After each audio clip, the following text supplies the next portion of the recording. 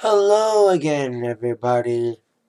Zakataki is here at my 86th annual Academy Awards slash Oscars review for this Sunday, early Monday morning, March the 2nd slash 3rd, 2014. As you all know, Oscars are notoriously long, at least 3.5 hours long. Just ended. And I don't watch movies as much as I used to. I used to go to the movie theaters a lot. So I haven't seen all the movies that were nominated this year. But I think Jackass Bad Grandpa was nominated for something. But I do want to see American Hustle in this right there. Shout out tonight. It was a decent night for movies. The show was decent. I'll get my thoughts on Ellen and all that. I'll give you the winners of the awards and the winners of my awards. If you see my previous awards reviews for the Grammys, I didn't make a review for the Grammys this year because I wasn't able to watch it live. But if you see my reviews for Golden Globes and for the MTV Music Awards, I always have my own awards for the best or funniest moments or weirdest moments of the evening. But I watched the E Red Carpet show, and they had the E News movie critic make a prediction about the Oscars. He said that Gravity will win the most, but 12 Years a Slave will win Best Picture. He was right on both those predictions. The big winner for the most awards was Gravity, winning at least, I think, I'm trying to count how many awards they actually won. They won a lot. One, two, three, four, five, six, seven. Seven awards for Gravity. Among those, visual effects, sound mixing, music, score, winning film editing, cinematography, and winning Best Director. So, big wins for Gravity, but like I said, the big winner for the big award, Best Picture, went to 12 Years a Slave. They won about 3 or 4. Not just Best Picture, but Best Supporting Actress. Going to, I need to pronounce his name right, Lupita Nyong'o. Sorry if I mispronounced the name. And also won Best Adapted Screenplay. Great Gatsby won a couple. They won like 2. They won Best Production Design and Best. Forget what else they won. Oh, Best Costume Design. That's what else they won. They won about 2. And like I said, American Hustle got shockingly shut out. Despite winning a lot at the Golden Globes, it lost at the Oscars.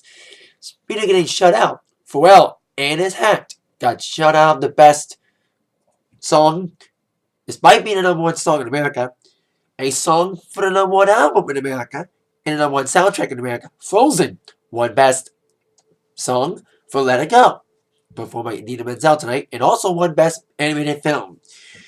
Continuing Disney and Pixar's reign of winning Best Animated Film. Now on to my awards. Best Decent Oscar host went to Ellen DeGeneres. Now, Ellen hosted 7 years ago. And I think Ellen did a decent job. She was missing one thing. She should have danced. That's what she should have done for her entrance. Because she always likes to dance a lot on her show. She should have done that. She should have walked through the crowd and just danced or something. So that's what I think she should have done. But there were some good bits. Her opening dialogue was pretty good. I liked the thing when she tweeted a photo of her with a lot of celebrities retweeted it, and they actually claimed they shut down Twitter. They wanted to be the most retweeted picture. They may have accomplished that tonight, as what Ellen claims.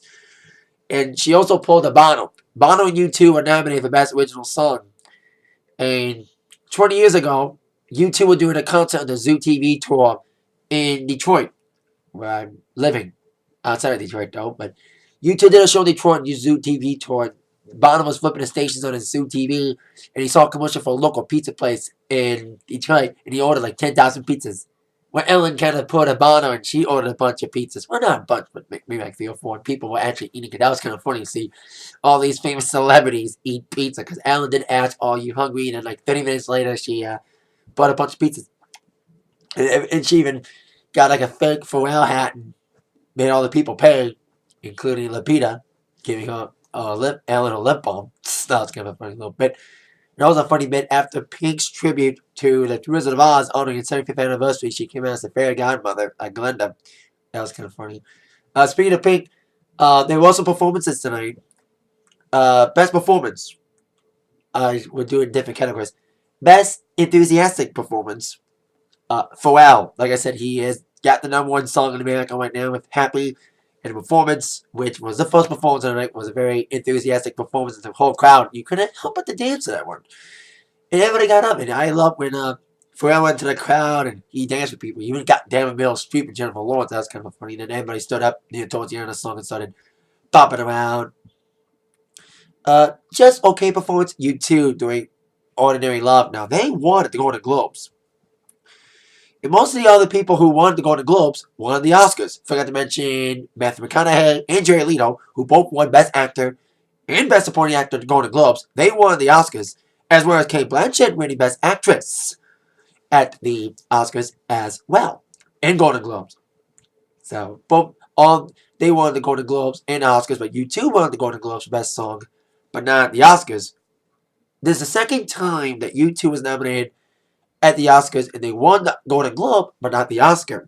2003, their song "The Hands That Built America" from Gage, New York, won the Golden Globe in 2003, but lost the Oscar to Eminem. So once again, they won a Golden Globe, but they lost the Oscar to Frozen. So U2's won a lot, but I don't think the Oscar will ever be in U2's grasp. But U2's performance, it was okay. I think Bono's voice was out of tune. And I like Bono's voice, but I don't think it was one of his best vocal performances tonight for that song. Idina Menzel did Frozen's "Let It Go." That was a decent performance. Another decent performance. Most emotional performance, Bette Midler doing a great rendition of "Wind Beneath My Wings" doing the "In Memoriam." And Pink did well doing "Over the Rainbow," doing a little Wizard of Oz tribute. And a male Liza Minnelli impersonator accepted an award. I like Alan's joke about the male Liza Minnelli impersonator, with Liza being there to accept the honor for her mother. Of course, the late, great Judy Garland. And Wizard of Oz is one of my favorite movies, so it's kind of cool they got the 75th anniversary going on. And during Pink's performance, I liked her dress, the ruby slipper dress, but there's a little bit of cleavage going on. It's kind of cool though. Best speeches. Best kind of like happy, funny speeches went to Frozen songwriters for "Let It Go," the Lopez's, which was Kristen Anderson Lopez and Robert Lopez. Robert Lopez, I think they said, is the first guy to win an Emmy, a Grammy, a Tony, and an Oscar. Or as they call it, an EGOT. You know, Emmy, Grammy, Oscar, Tony. That was kind of a fun thing. And I like the little speech and rhyme that he even sung, trying to hint, we want Frozen 2. I bet you there will be a Frozen 2. If they're making a Lego movie too, they better make a Frozen 2. When there's money to be made, they're going to make it. In Hollywood, they like to milk it a lot. They like to milk the cow until that cow is dry. And that's what Hollywood likes to do. Best emotional speeches went to both stars of the Dallas Players Club, Jared Leto, even mentioning Ukraine. I liked his speech, kind of emotional speech, and Matthew McConaughey's speech. Both their speeches were very good. Very emotional, telling about their lives. And for Jared Leto, who's an actor slash rock star, he's in the group 30 Seconds to Mars. He was an actor first, then he turned rock star and came back to acting. And I haven't seen Dallas Players Buyers Club, but I'm subscribed to Rolling Stone, and they mention a lot about this movie. So it's kind of cool to see that story unfold tonight with Jared Leto and Matthew McConaughey winning those awards tonight. And I have seen Matthew McConaughey in 7 movies, but never Jared Leto or anything. So unless he was in a movie I didn't know he was in, which I can't think of right now. Other good speeches. The lady Lupita, Nyong'o, whatever her name is, sorry for not pronouncing your name right. The chick from the 12 Days a Slave, who wore a great dress. I like the dress. I like her. She's a very good looking, cute little Kenyan. And I liked her speech too. It was very powerful speech as well because it was her first major role coming out of film school, and she won an Oscar for her first role. That was kind of a great, great hint of future, and maybe future more Oscars to come for her. I also like that Kate Blanchett speech. I like the speech too. And I like, she was mentioning the actresses who were nominated. She even said, Julia Roberts, hashtag suck it. That was kind of funny. This is Kate's second win. She won Best Supporting Actress, I think it was like 2006 or 7 for The Aviator. So it's her second win. And that was some of my favorite speeches. And woman who was in a commercial for American Express, or should I say multiple commercials for American Express, who should host the Oscars one day, even though she doesn't want to, but should host the Oscars one day with Amy Poehler. Of course, I'm referring to Tina Fey. I like the American Express commercials, proving why Tina Fey and Amy Poehler should host the Oscars one day. But let me say this. Ellen DeGeneres, I bet you everyone will agree with me on this one. Ellen DeGeneres was better than Seth MacFarlane. Anyway, I love Seth, but he blew at the Oscars. Because when you're on the Oscars, you can't do your familiar style. Because your style ain't going to fit with anybody. So Ellen knew that because she hosted once before. And I think Ellen did a decent job at the Oscars. She did a good job. I like her bits.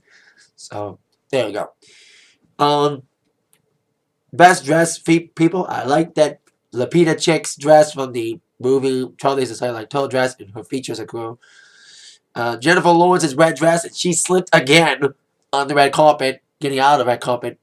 She made a kind of a joke about it when she came to present the Best Actor award to Matthew McConaughey, but not much of a subtitle. Hint, hint.